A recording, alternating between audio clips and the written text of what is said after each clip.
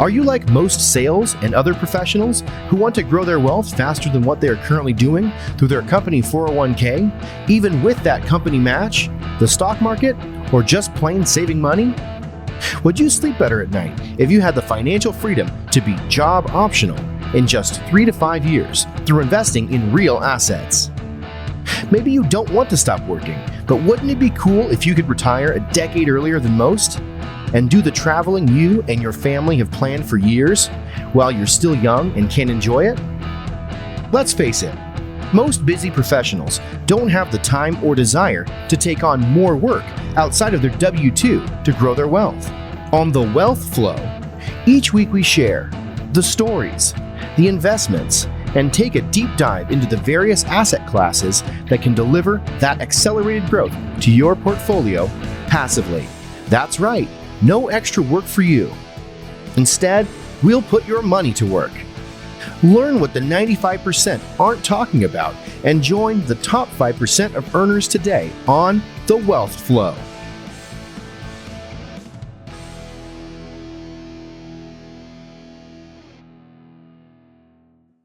Welcome to The Wealth Flow. My guest today is Parker Pursell. He is at the helm of eQRP as president and CEO. He's revolutionizing financial freedom for professionals and investors alike. Guided by the principles of Stewart leadership, Parker focuses on nurturing growth, both in individuals and their financial success. His career spans over impactful roles with Chick-fil-A and Pursell Farms. It was during the COVID-19 pandemic unemployment wave that Parker's trajectory took a transformational turn. Embracing the challenge head on, he ventured into the financial world, joining eQRP. And now, 3 years later, Parker leads the organization. He's dedicated to cultivating financial liberation, stands as a testament to unwavering commitments. He's shaping the future where financial empowerment knows no bounds. So, Parker, welcome to The Wealth Flow. Thanks for having me. It's a pleasure to be here, Keith. Well, it's a pleasure to have you, and I really want to dive into your story. So why don't we start with maybe where you grew up and then what eventually led you to helping people with their financial freedom? Yeah, so grew up in rural Alabama, if you can't tell by my accent already. What part of really rural Alabama, just out of curiosity? So Sylacauga, Alabama, it's south of Birmingham, which is where I live now, about 45 minutes. Very familiar with it. Okay. Cool. Yeah. For my W-2, that's part of my territory. So, we have offices in Sylacauga area. So. Okay, cool. That's good to know. So I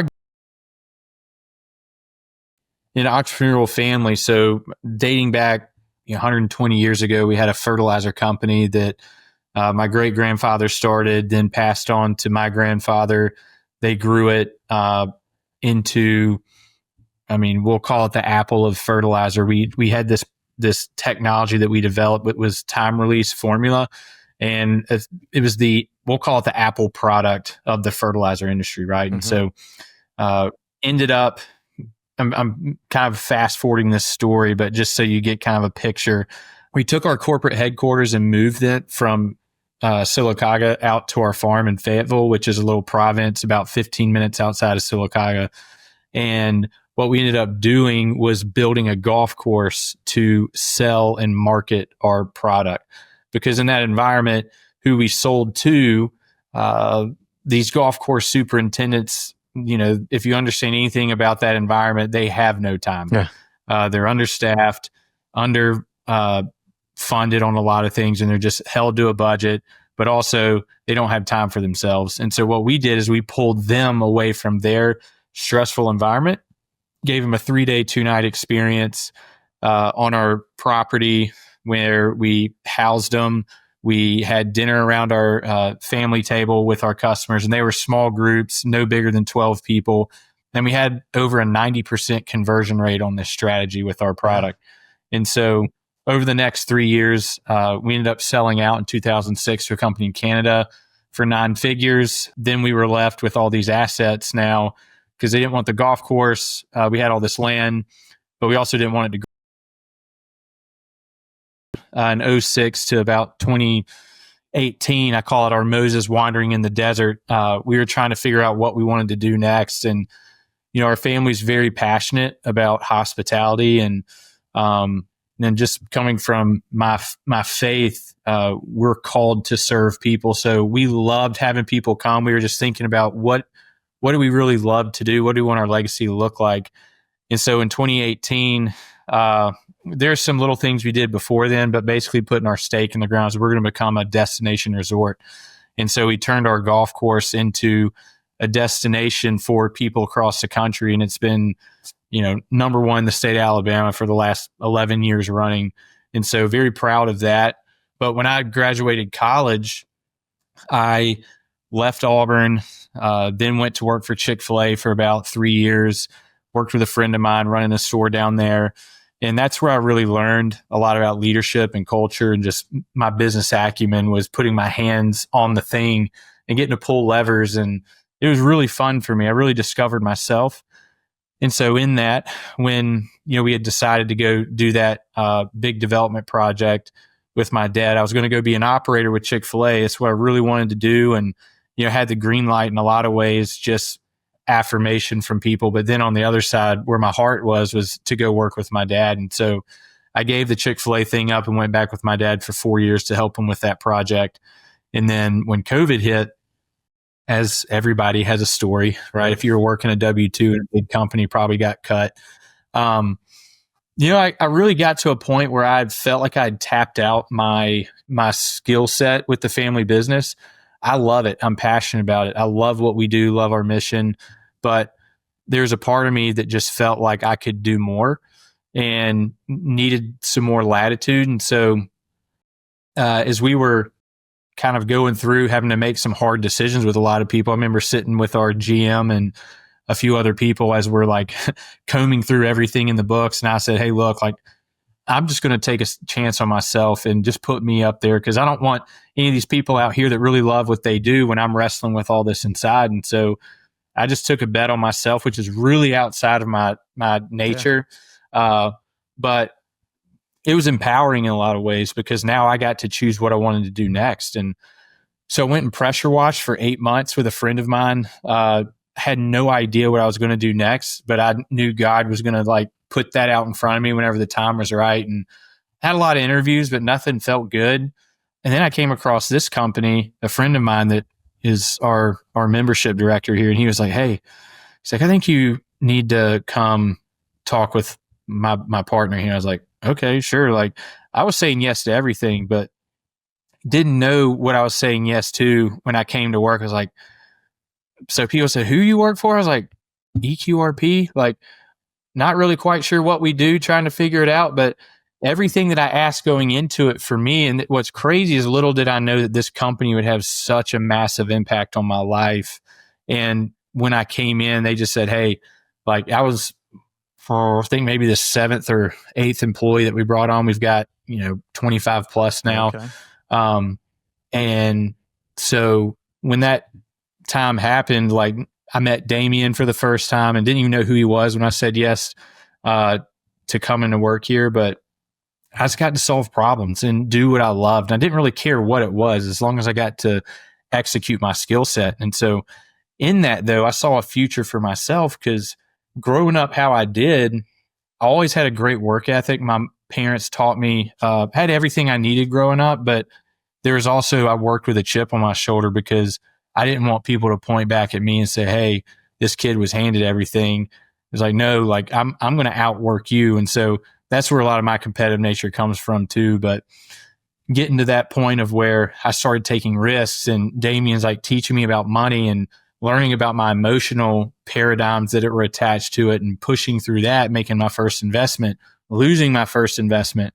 And so now I'm at a point where, earlier this year or the beginning of 23, Damien asked me to run the company, and it was humbling because, I really feel like my story and where I'm at now in life is due to, one, someone believing in me, two, someone mentoring me and coaching me and guiding me, and three, me just taking action. Like, that sounds like such a cliche, but like, you have to do it. There are those that do and those that don't. There's no in between. Like, anytime someone says, I think, or I'm going to try, I'm like, I don't want that.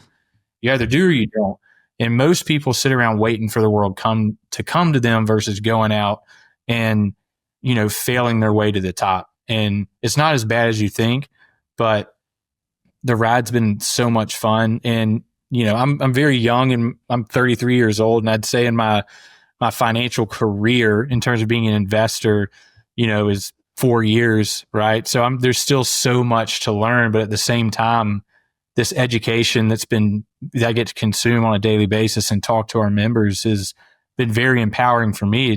I take every conversation as an opportunity to learn. And so, it's been fun. And, I don't know if you've heard this tagline, but I like to say, one of us. Like, I feel like I am one of our people. And so it's liberating and it's missional, and it's changed my life, which is why I'm passionate about it and being able to speak to it like I do. Yeah, for sure. Well, why don't we dive into that and just, what is it that your company does? How does it help people gain financial freedom? Tell us a little bit about the vehicle itself and, kind of what eQRP does.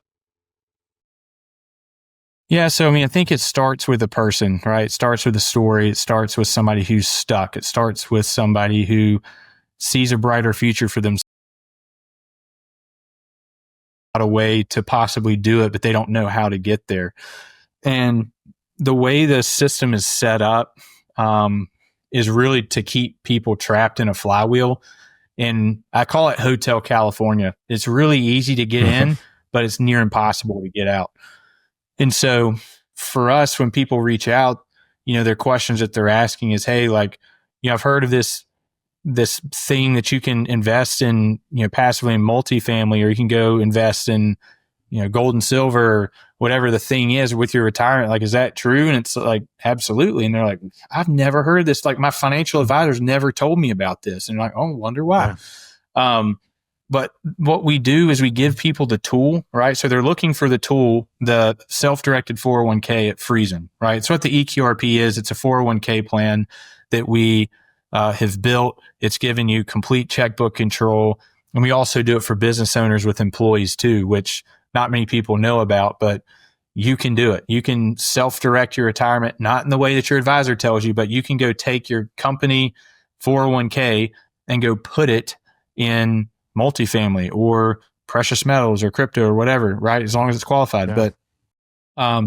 But what we do after that, which I think is a differentiator for us as a company, is we don't just give them the thing and say, hey, good luck, hope it all works out for you. But we're like, hey, now you're going to take some time with a coach. You're going to sit down and you're going to map out your plan, because a lot of times people have an unrealistic reality of where they are, right? We got to get down to, hey, where, not just with, like, when we say retirement, not just that particular piece of your portfolio, but what does your financial scope look like right now?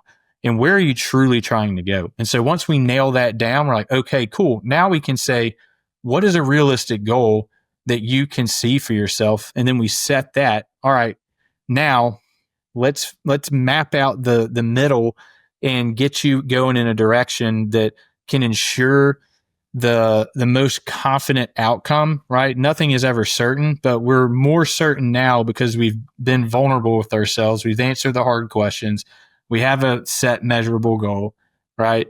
And now not only do you have the tool, you have the directions to use it and someone that's there to support you when you're walking that journey. So for us, that's really the power of it, right? And what's wild is that we find these things that come out in these conversations with people is they come in for money, but they end up talking about relationships with their spouse or with their kids or all these other things. And that's where money is really attached to. Like, it's not just its own thing. Like, it's tied up in so many different things. And so that for us is the eQRP is what we set out to do every day for people. Okay.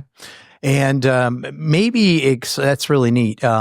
Maybe explain for those, a lot of our listeners are W-2 professionals. A lot of them have 401ks, but they don't have the list of things that you can actually invest in beyond, some mutual funds, whatever it may be, through the company. And what is an advantage of having a self-directed versus, one that kind of comes with the company? And then maybe you can touch on a little bit of like funding options to be able to start putting money into these things.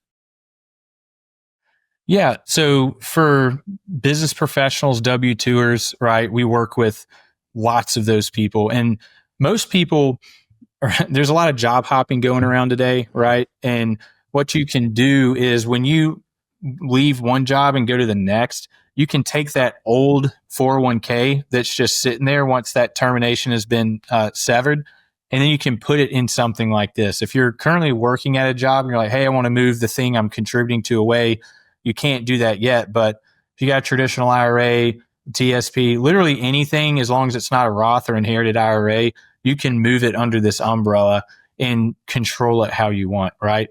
And so that's how people could take advantage of this. And then from there, you don't have to worry about the how, because that's where we come in, because we do everything for our people. So it's super seamless for them to come in. And when you talk about list, when they come in, we actually have a massive community that we have a community manager that goes in and manages and works with all of our members, where you can go in and just talk about the things you're interested in. Hey, I'm looking for a deal here. It's like a very private Facebook group of investors and people who are trying to grow together. Yeah. And so it's curating its own, it's like this liberation of people who are like, hey, we're against the system. We want to go out there and figure out what else is out there. And as you know this too, right? Like, people who are winning in the financial world, especially when you get into these investments, like, they want to share the thing that they have, right? Yeah. Or if they've found a way to make money, they want to share that. So when you put all that together and people who are winning and are looking to learn, like, it's a pretty powerful thing. Yeah, that's neat. It sounds like there's almost a community involved with it, where that you have, these resources that you can inquire what other people are investing in, what's worked for them. That's neat. Yeah, and it's not it's a reality. Like, we have the thing built, and also inside of it, what we're working on is building a library. So imagine someone like myself, right? Let's just say 3 years ago, I come into a community like this. I got no idea what I'm doing. We're creating a library of resources for people to learn how to vet deals. How do you analyze a deal? What should you be looking for in a partner? Like, all these things that investors go through, here to basically give them the blueprint on how to become the best investor possible. Because with the more education that you have, then the better you can filter information as it comes in for your own life, versus going to somebody else and relying on them to tell you the thing versus you knowing it for yourself. Yeah, makes sense. And so maybe talk a little bit about the ability to direct your investment. What are some of the advantages of that? And then just maybe an overview altogether as to what a 401k actually does for somebody. Yeah. So for us in particular, when you're looking to self-direct, you have your own personal checking account, right? So we establish a plan for you, and then we build a checking account to which you'll work out of, just like your money that you use every day with your personal banking, right? So you can act quick when there's custodians involved, the process is slower. You got to ask permission.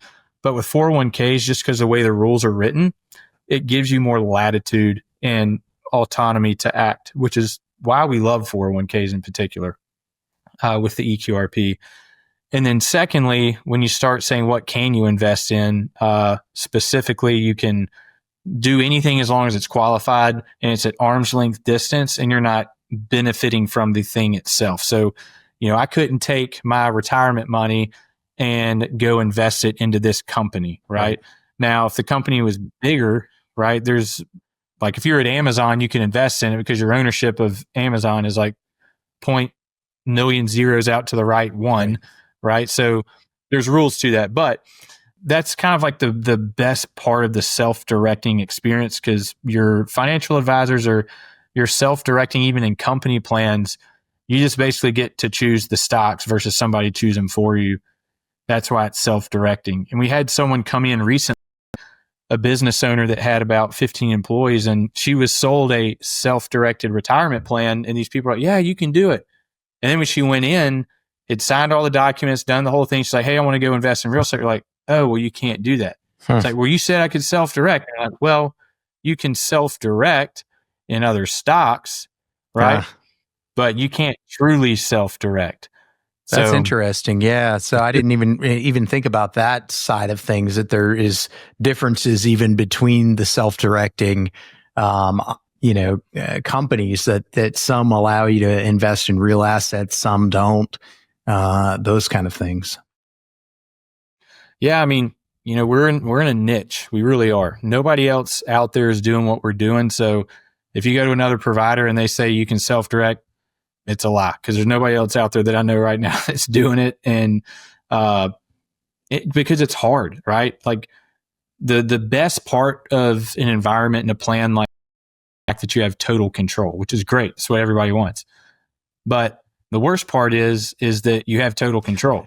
Yeah. Therefore, you're kind of like, it's a catch-22 at times. So you're not, responsible. You're not, learning and educating yourself. And we're here to help people with that, right? But, if you come in and you're looking to do some rogue stuff, weird stuff, then it's like, well, that's the bad part of the self-directed space, is you can get in some weird stuff. So, but that's why our team's here to help funnel questions and help people work through their investments. Because, you could come up to me and say, hey, Parker, I got this unique opportunity that I want to invest in.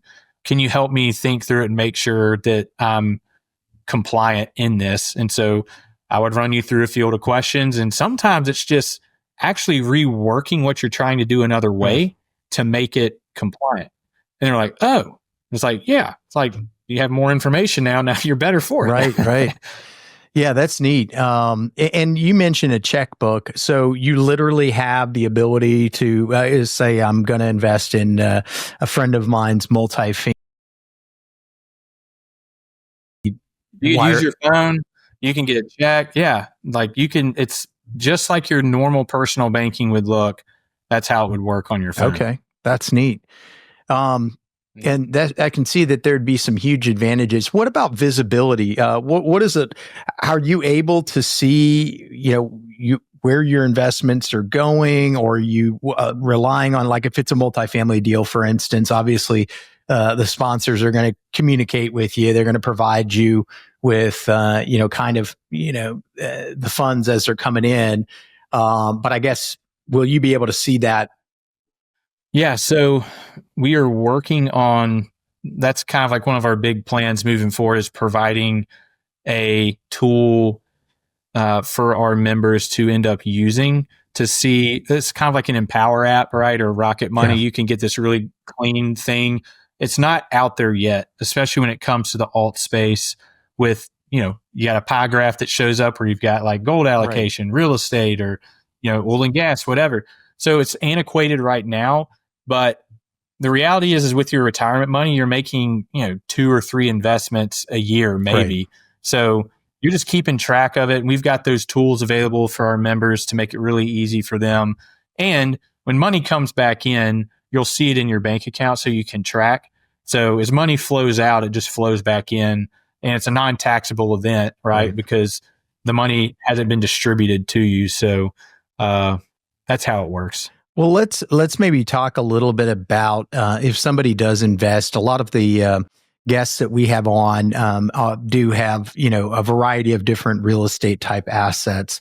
So if somebody was to invest in, for instance, with us and invest into the mobile home park space, I think I'm losing track of whatever where I was going with this piece of it. But well, I'll put it to you like this: there's two common vehicles that people use to invest in opportunities like yours: self-directed IRAs and 401ks. So there are pros and cons to which ones you use, especially when it comes to real estate and also having debt attached to it. So 401ks are great because you aren't you don't have that tax hit when it comes with the UBIT triggered UDFI tax. So if you go take debt out on a opportunity, then if you're using your IRA, you're going to get hit on that up to 37% on your investment, which is wild. So if you go and you make, you invest 100,000 and you flip it, you double your profit, then that the profits that you used will be taxed up to the level to which debt was acquired on the property. Right. So if you made 100,000 and you took 80% leverage out, then 80% of your profits are subject up to that 37% tax. And that's just because you're using an IRA, right? So if, like, when you think for your investors, like, it's a pretty important piece of information. If you're like, wow, how can I help them make more money? Well, then just change your vehicle. And there's no taxable event when you change your vehicle. So you could move it into an eQRP and then you wouldn't have to worry about that tax ever again when you've got debt in on a deal, especially with real estate. So for us, that's like really important piece of information that not a lot of people know. And so I think that's probably smart for your people to think about as they're about to make an investment with debt attached. And even when people are thinking, well, how much tax? I'm like, it's not a question. Like, just change the vehicle. Then you don't have to worry about it ever again. Yeah. So for clarity, and you must be a mind reader, Parker, because that's what I was going to ask about is UBIT. But what's the difference, right? So you've got, which one can you invest with? You're a self-directed IRA or 401k. Which? Well, if you're saying which one should, I would do it with a 401k because you don't worry about those taxes. You can invest with both of them, right? Self-directed IRA is the most common because that's the most marketed one out there. But the reality is that the 401k structure is just built better for people who are investing in alternative assets.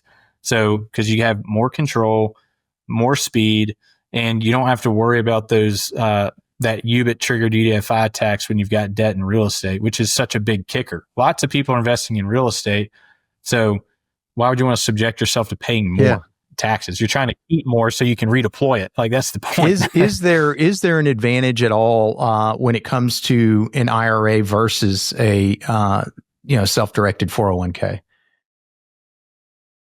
I mean, you say advantage. I think that's the biggest one, right? Is the taxes that can come with the debt attached to assets. UBIT in and of itself is attached to businesses, right, that are running. So if you're investing in a manufacturing business, right, of some sort, you'd be subject to it. But if you have straight line depreciation, there's ways. If you're working with a good accountant, they can help you get around it. But anytime you're working with the debt, though, personally, like I said, if it's me, the 401ks we really love, but you can do both. And if your plan and your strategy lines up, like if you have a Roth IRA and you can't move it, we'll just use that, right? Like, you can't move a Roth IRA into a 401k structure once it becomes Roth. Or if you have an inherited IRA, it stays stuck too. So, if it was me and it's just stuck in the market, then put it in something that you can use it and move it around. But, the 401k for me, like I said, I can send you money from my phone. If you're like, hey, Parker, I got one spot left. We're closing the deal tonight. Just wanted to see if you were in. I'd be like, yep, let's do it. And I could wire you that money then and there. But with the self-directed IRAs, there's just friction involved. And so some people end up missing out on opportunities because, they wanted to act, but they didn't have enough time because the way the system's built, they aren't going to move with the urgency that you move. Yeah. No, I'm glad that you brought up that distinction, because I didn't know, the distinction really between the two and being able to avoid UBIT with 401k. So that's pretty awesome. And you're right. If you have the ability to roll it into something, you might as well roll it into something that's going to give you a little bit more options as far as, because most real estate Hey, that's deals. what we're trying to do these days, right? Like we're trying to squeeze. It's tough out there, Sure. and you gotta figure out every little nook and cranny and penny you can pinch. And if there's ways you can save 3 or 4% on a deal that you got, like you got to do it. People have to adapt these days, like we all do, in lots of different ways. And so, if you have something that can help, then go for it. This isn't couponing. Like we're talking, this thing can save you thousands of dollars, tens of thousands, hundreds of thousands in perpetuity, depending on what you're doing. And we've done that for, thousands of our members. Yeah. That's cool. That's a good point. Well, let's talk a little. You mentioned also having these for people that are self-employed or have companies. Tell me a little bit about how that works and what kind of a setup you have for that. Yeah, I mean it's pretty simple. We've we've really streamlined this process and made it very efficient. So the only difference we call it our safe harbor product because of safe harbor laws. But if you have employees, so if you got yourself and then you have a part-time/full-time employee, then you would have to have a safe harbor to be able to contribute right to your plan. Therefore, and offer them the like thing. So we've partnered with a local company here in Birmingham, SMA, and they also are very like-minded with us. And so they come in on the compliance side, and what they handle is all the brain damage that most people don't want to think about when it comes to the compliance piece of a retirement plan. They're making sure your 5500s are filed, that you've got all your the reporting on your assets right. And so then we're on the other side helping our members with their investments when it goes out to the alt space, right? And so it's really a great partnership that we have. But from a compliance standpoint, ERISA attorneys, they're just like, hey, you're good to go. And so you can do everything that we've been talking about with your company plan.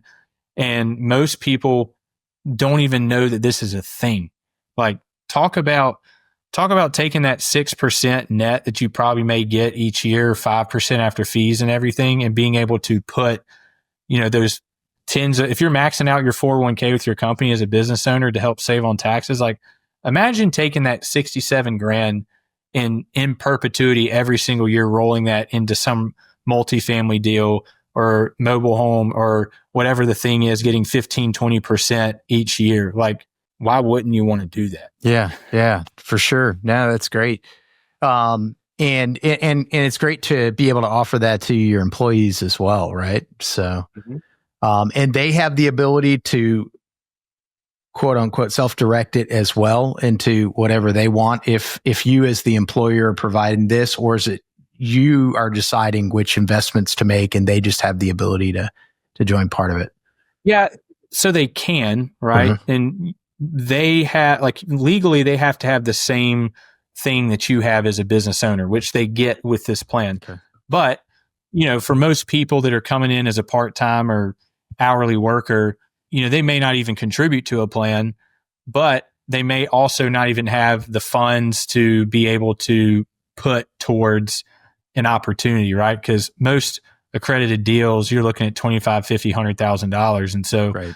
They've got to meet certain thresholds to be able to do specific opportunities like that. Doesn't mean they can't go buy like gold and silver or something if they wanted to. Right. So they can, but a lot of times it's harder for them to do because they would have to meet certain requirements to be able to do that. But most business owners, when they come in, they're either rolling over other plans, they've got high contribution levels, their income meets it. So, they can act quicker than maybe an employee can. But it doesn't mean that the employees can't take advantage of our company and what we offer and being able to help them get mapped out either on a financial journey. Right. Yeah, for sure. What do you think is one of the biggest misconceptions about, being able to have a self-directed 401k? The biggest misconception, when you say misconception, I would just say, I think the biggest misconception in this space is that you're too stupid to do it. Right. Like, the system tells you that you're too stupid. And we get this all the time. When people want to take action, they find an opportunity that they really want to get in on, and their money's held up at a financial advisor's firm. And I get why the financial advisors respond the way they do, because think about it, like, you're taking away from their paycheck, right? And they'll fight us. They'll be like, this is way too risky. And I'm like, what does that even mean? Like, way too risky? All risk is lack of experience in something or education, right? Like, an experienced skydiver doesn't see what he does as risky. Right. Person who does it for the first time sees it as risky. So if you, as a financial advisor, are coming across an opportunity for the first time and don't understand it, well, of course it's risky, right? It's not easy. It's easy enough that you just, put into your algorithms where they should put their money, and they spit out this formula, and you just dump it in there and like, okay, cool.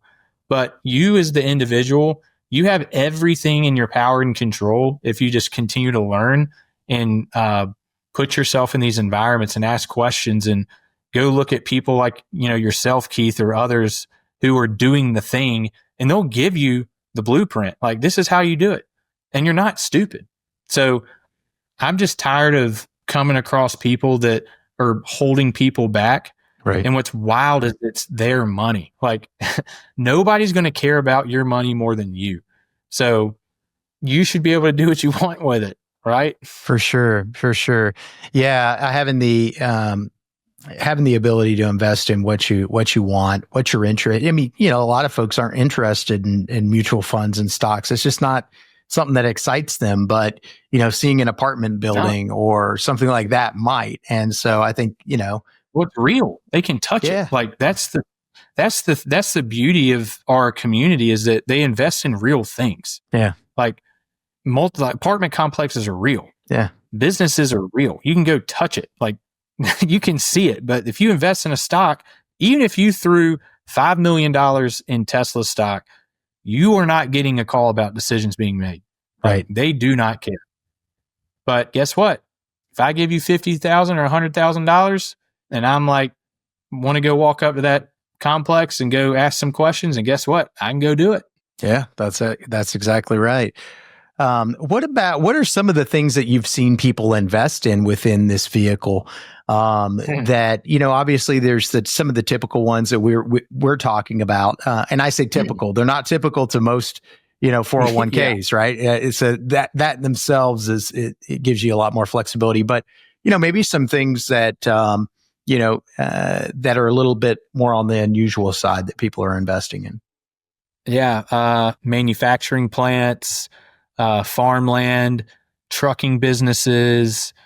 I mean, crypto, a lot of people love the ideology of we'll say Bitcoin in particular. That's where most people are looking to put some stuff. It's not doing too bad right now, at least not when I invested, but it's turning around. Looks like right now. We'll see. Yeah, that's another rabbit hole that I don't want to jump down into, but I'm very passionate about. I had this really interesting opportunity come across my table the other day with a member of ours, and I'd never heard of anything like this, but essentially it was a wraparound mortgage to where the retirement plan would take over it, and then everything was done. Like, I was asking all these questions. I don't even want to go into it because I'm still like learning what the exact way this guy was doing it. And he was very smart and knowledgeable. But it was clean. I had to go to Damien. I was like, hey, have you seen anything like this? Like, am I tracking this right? And he's like, yeah, this is clean. This is good. And I was like, awesome. And so that's what's really cool, is that, we have really smart people like yourself that come in, and we don't know all that's out there. These people are out there kind of on the ground finding these things and wanting to invest. And there's rules to how it works. So it's simple. We just kind of have a filter, and then we dive into the filter and say, yeah, it's clean. Yeah. And we aren't advisors, right? So we can't tell them like, hey, if there's uncertainty, I'll always say it appears clean, right?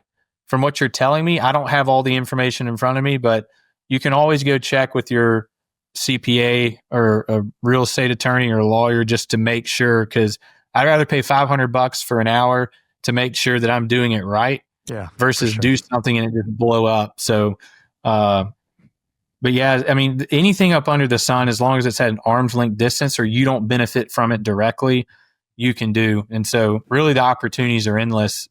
Oil and gas, carbon capture. I mean, I'm like thinking of all these things off the top of my head that people are doing, but it's single family rentals, Airbnbs. Yeah, all sorts of stuff. Okay. Yeah. And the arm's length deal, as Parker's saying, it means that I can't take my 401k and self-direct it to an apartment complex that I personally am going to buy, even though that's an investment, even though it's a qualified investment from the standpoint of it being an apartment complex, because I have the ownership of it. I can't use it for that. Isn't there some rules around relatives as well? Being able to invest in, like my brother. As long as it's not direct lineage. So, for me and my son and then my grandson or my parents, like it has to fall outside of. So you could do brother, sister, cousin, uncle, whatever. You could fall out there, but anything that's like direct bloodline would be disqualified. But just to your point, though, a lot of people don't know this too, and we help many of our members with this, is their GPs or their syndicators, right? And then they say, hey, like I need some cash for this next deal. And they'll obviously say like my retirement to invest. And they're like, no, but you could take a personal loan out. So you're banking with yourself. I call it like a legal double dip opportunity. So you could take a personal loan out to yourself for 50 grand.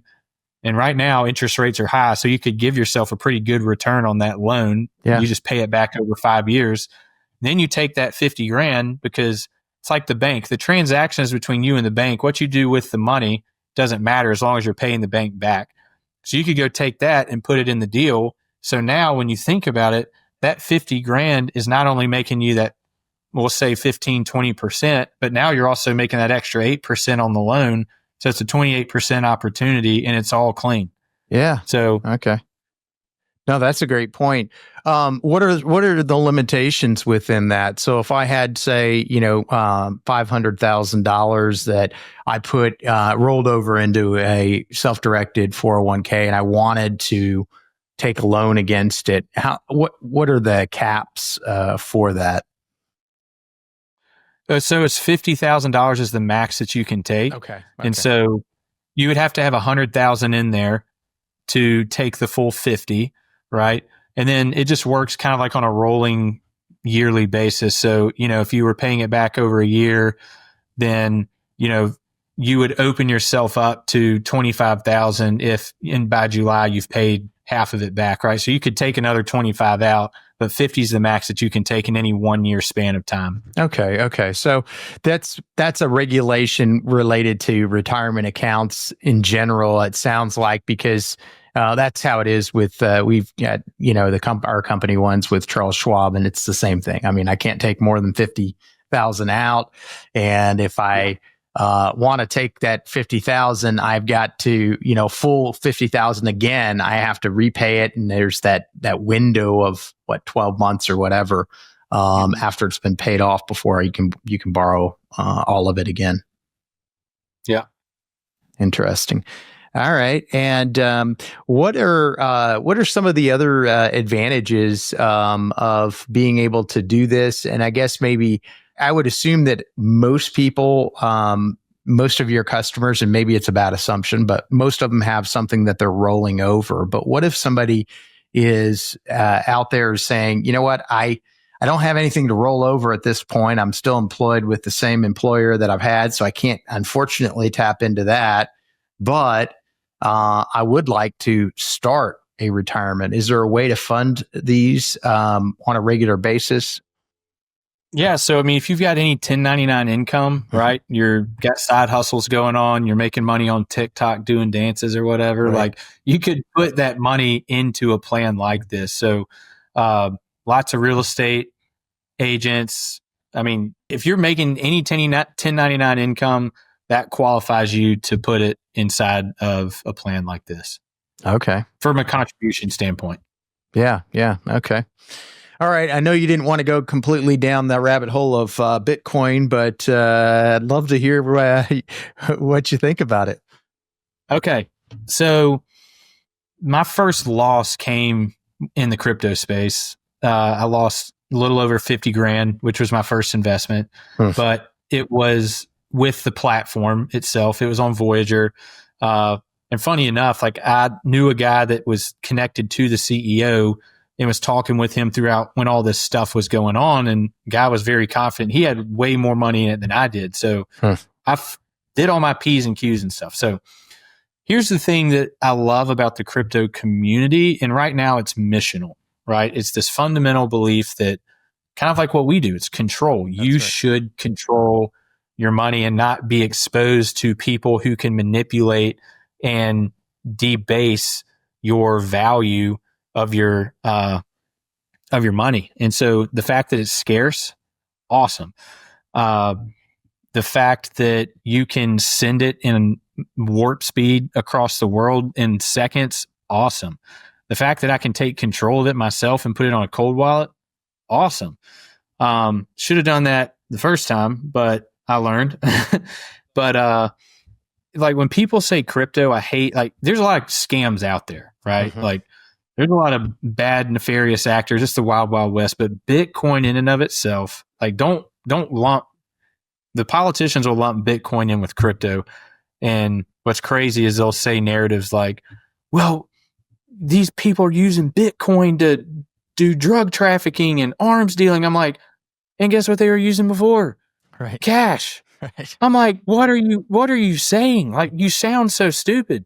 These people are out here trying to give something back. Like, there's nothing wrong with the ideal of taking control and not having your money debased, and an asset that grows as you're pulling a Washington that we have no control over. That's right. Is growing. And so when you sit there and say, oh, well, Bitcoin's a scam. I'm like, is $1 trillion market cap a scam? I don't think so. Like, there's something there. Yeah. And the fact that the hold time on it is like 98% of people hold, only 2% of people sell.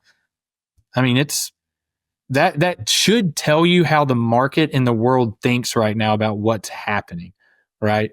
And so I love it. I don't know what it's going to be. I don't know how it's going to play out, but we aren't moving backwards. We're moving forwards. Therefore, it would make sense that our money turns into a technical exchange on some level. I mean, it is in some sense, right? When you deposit a check into the bank, there was no cash that did, just a number pops up, right? That's right. Yeah. So with this, I don't like the fact of CBDCs, right? When you start looking into, if the government starts controlling that digital number, putting social scores on you, like that could be a dangerous place to go. But for sure, yeah. There's a lot of, I think, deep-seated beliefs that Bitcoin offers that feels libertarian in some way, kind of like in Star Wars, you're like the rebellion on some level when you have Bitcoin. So yeah. I'm like, I want to be part of the rebellion. That's right. That's right. Awesome. And so Parker, when you're not helping people with financial freedom, tell us a little bit about what you'd like to do in your free time, and then I'll give you an opportunity to tell everybody how they can find out more about you, more about your company. Yeah, free time. I'm actually starting to become more of a hunter. So it's a skill. Funny enough, people would say, you didn't hunt growing up in Alabama. I'm like, right. Well, my dad didn't do it. And, I was riding dirt bikes and four wheelers and working. Didn't have anybody take me. So actually one of my buddies here is taking me out. I've gone all in. I got a bow. It's sitting there to the side. But so that's what I'm going to do in my free time over the next few months. And I love golf. And then secondly, what you were saying with how they could find me. Yeah. Really active on LinkedIn. Love that spot. I don't really post much on Instagram. It's kind of weird for me. On Twitter. And then we've got a podcast called Turnkey Retirement. So you can go on YouTube and find it. Go on Spotify. It's all on all your major platforms. and we just talk about alternative investments, stories of our members, what people are doing. So it's all about education. And, that's where you can reach out and find us. And eQRP.com is where you can learn more about the eQRP in and of itself. Great. Okay. Fantastic. And I've enjoyed our time together, Parker, and you've opened my eyes to some of the differences as well. I'm still trying to learn some of this stuff, just like everybody else. So really enjoyed our conversation. If I have two questions I ask every guest, and one of those is, if you were to give somebody advice that's maybe just starting out in their investment journey, what advice would that be? Find a mentor and hang on to them. Set regular time to meet with them and take action. Like, I am that person. I would say I'm not that far removed from being new into the space, right? And so I'm fresh. I feel like my experience is fresh. And I just reached out to people who were doing the thing that I was interested in and saying, hey, how could I do this? And then be vulnerable with where you are, And a lot of times, like, you just don't know creative ways to actually get to where you want to go. And they just opened my eyes to be able to take steps that otherwise I would never have been able to do. So find a mentor, meet regularly, and take action. Yeah, that's great advice for sure. What about a book recommendation? And it doesn't necessarily have to be an investment book or a real estate book, but just anything that you've read recently that's been impactful to you. Man, love books. Well, I'll say that I've got like 8. I got all these that are running through my mind right now, but I'd say Extreme Ownership. That's kind of like book I go back to time and time again, by Jocko Willink and Leif Babin. You've got to take ownership of everything in your life, no matter how far down the pole something happens that you didn't know about. If it's within your direct command, then you've got to own it and figure out a way to mitigate it not happening again, whatever the thing is. And so I think it can apply to a lot of people in their own personal journeys and their financial life. Is something bad happens, take ownership of it. Don't make excuses. I hate that, they all sound like cliche words, but when you've experienced it, there is some truth into it. And these guys, and the thing I love most about this book is the fact that it's not like a typical leadership book, because these dudes were fighting out in Ramadi in, Operation Iraqi Freedom. Like, these dudes were in it. They're SEALs, and they walk through a battle scenario, in detail, of how they led the mission, and then they take it over into a business setting. And so I love the fact that they actually apply the lesson into the battlefield and then say, here's how it would look in a business world. And I'm like, I love that. So if you've never read it, you should. If you've thought about reading it, you should. And if you don't have it, then get it for Christmas. There you go. No, it's a great book, and I enjoyed it as well. And actually, I had my whole team read that. We kind of took that book and dissected it, a chapter at a time, and kind of what were the lessons that came out of it. So, well, great, Parker. I've appreciated talking with you here today. I've enjoyed it, and thank you so much for being on the Wealth Flow. Thank you, Keith, and thank you for opening me up to your audience. And if y'all have any questions, feel free to reach out to me. Sounds good. All right, we'll call it a show. Thanks, Parker. Thank you. Being that you're still here, I trust you found value in this episode. I personally wish I would have known these guests and strategies when I started my wealth creation journey. Go to wealthflow.capital to subscribe to our newsletter. And as a free gift, we will send you our quarterly market report and the top 10 things to look for in an investment opportunity. Take a minute to give our show a rating and review. Help us reach 1 million professionals by subscribing and sharing this episode with someone you know who could also find value in it.